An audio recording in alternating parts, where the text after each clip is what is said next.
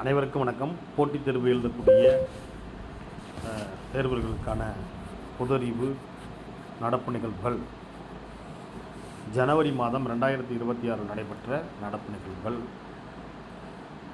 தேசிய பறவைகள் தினம் அப்படின்னா ஜனவரி 5. தேசிய பறவைகள் தினம் ஜனவரி 5.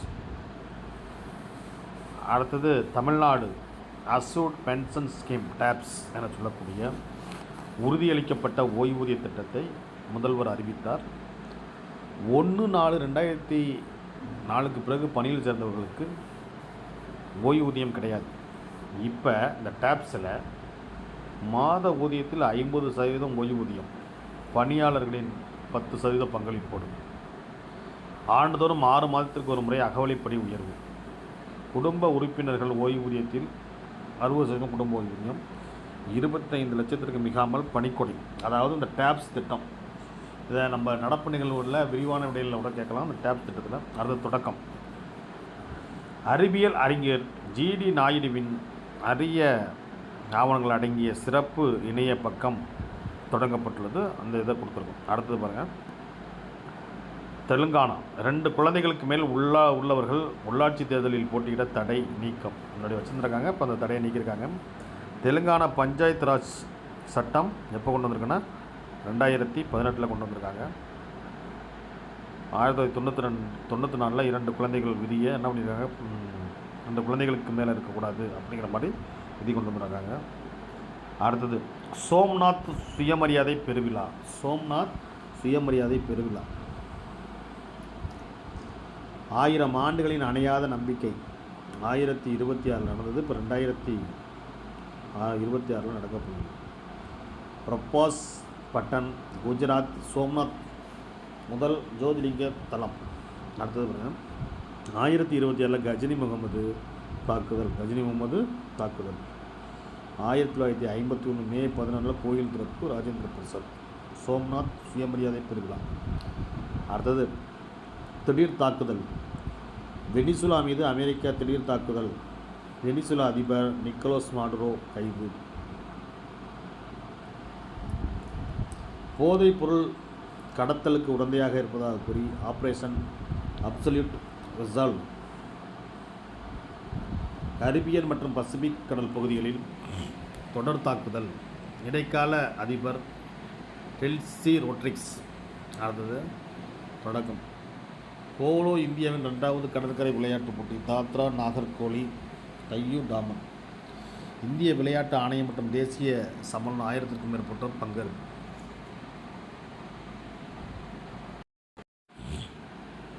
அடுத்தபடியாக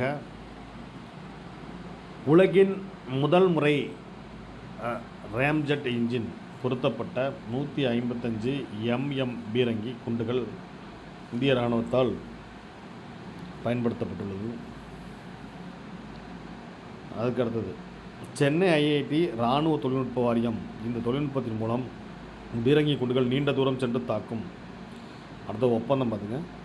ஐக்கிய நாடுகள் பெண்கள் அமைப்புடன் தமிழ்நாடு அரசு புரிந்துணர்வு ஒப்பந்தம். இந்த நோக்கம் என்னென்னா, பாலின பாகுபாடற்ற ஆளுமை மற்றும் திட்டமிடுதலுக்கான நிறுவன திறன்களை மேம்படுத்துதல். 2வது பாருங்கள். யூனிசெஃப் புத்தாக்க அலுவலகம் பொருளாதார ஒத்துழைப்பு மற்றும் மேம்பாட்டுக்கான அமைப்பு.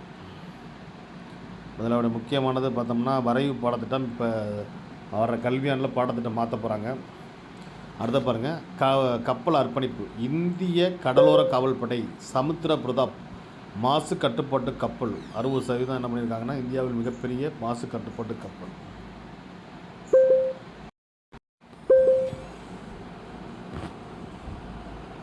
அடுத்தபடியாக கர்நாடக மாநிலத்தின் நீண்டகால முதல்வர் யாராக இருந்தால் சித்தராமையா இருந்திருக்காரு. அடுத்தது சீனாவை மிஞ்சிய உலகின் மிகப்பெரிய அரிசி உற்பத்தி நாடாக மாறியுள்ளது. சீனாவை மிஞ்சிய மிகப்பெரிய உற்பத்தி நாடாக மாறியுள்ளது. சிவராஜ் சிங் சௌகான் சொல்லியிருக்கார் அரிசி உற்பத்தியில். அடுத்தது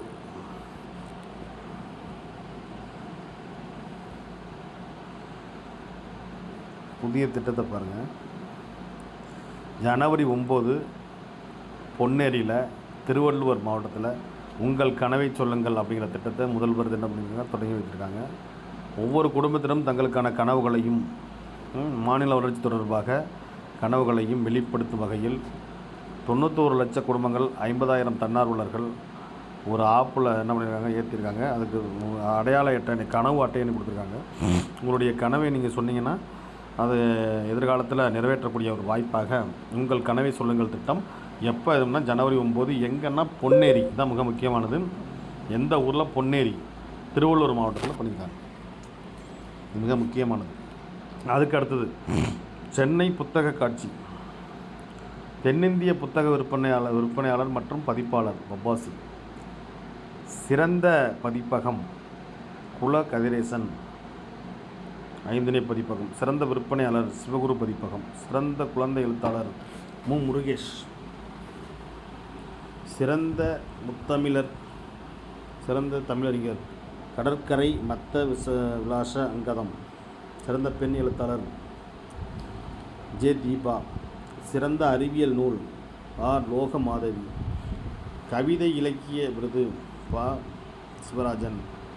சிறந்த தன்னம்பிக்கை நூல் முனைவர் சுந்தர ஆவுடையப்பன்.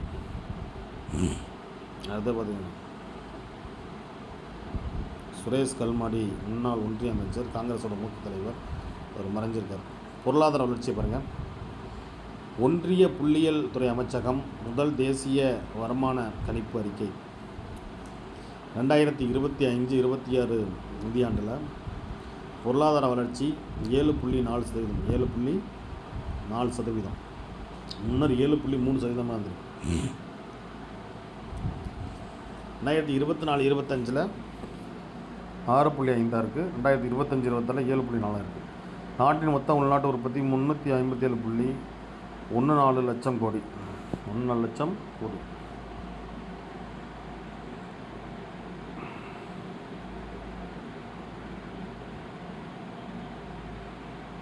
அடுத்தது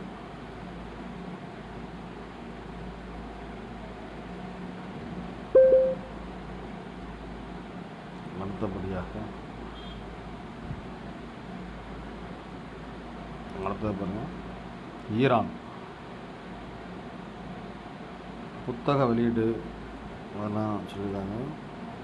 3வது சர்வதேச இந்திய மொழிகள் மாநாடு குடியரசுத் தலைவர் தொடங்கி வச்சுருக்கார். எங்கே? டெல்லியில்.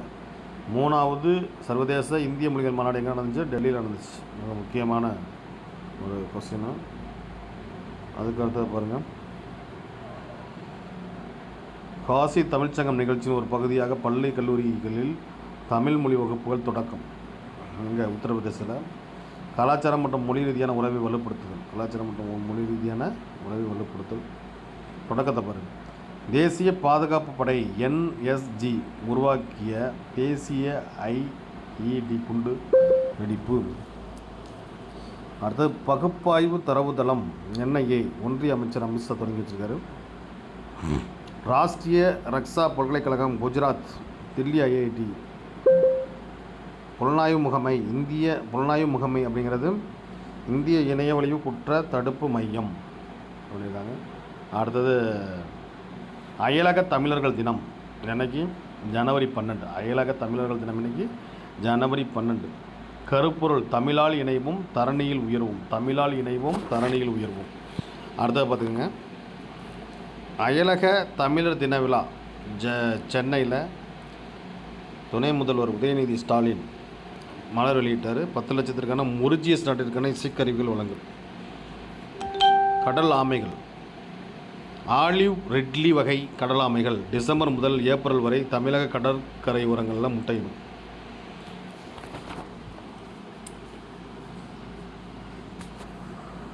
அடுத்தது கூட்டு இராணுவ பயிற்சிக்கு பேரை பாருங்கள். அமெரிக்காவும் பாகிஸ்தான் கூட்டு இராணுவ பயிற்சிக்கு பேர் 13வது இன்ஸ்பயர் காம்பிட்.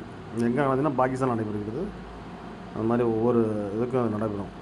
சர்வதேச அளவில் அனைத்து வகையான கிரிக்கெட் ஆட்டங்களிலும் அதிக ரன் அடித்த 2வது இடம் விராட் கோலி. 1 இடம் சச்சின் டெண்டுல்கர்.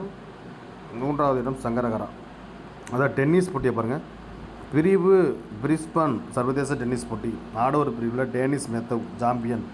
ரஷ்யா ஃப்ரான்ஸ் நாகசிமா இந்த கொஸ்டின் பார்த்திங்கன்னா அப்படியே உள்ள அனைத்து பொதறிவும் நம்ம பார்த்துட்டோம். இது போன்ற பொதறி வினாக்களுக்கு நீங்கள் என்ன பண்ணணும்னா நம்மளுடைய சேனலை சப்ஸ்கிரைப் பண்ணுங்கள். அதில் இன்னும் ஏதாவது மாற்றங்கள் செய்யணும்னாலும் உங்களுடைய கமெண்ட் பண்ணலாம். நன்றி.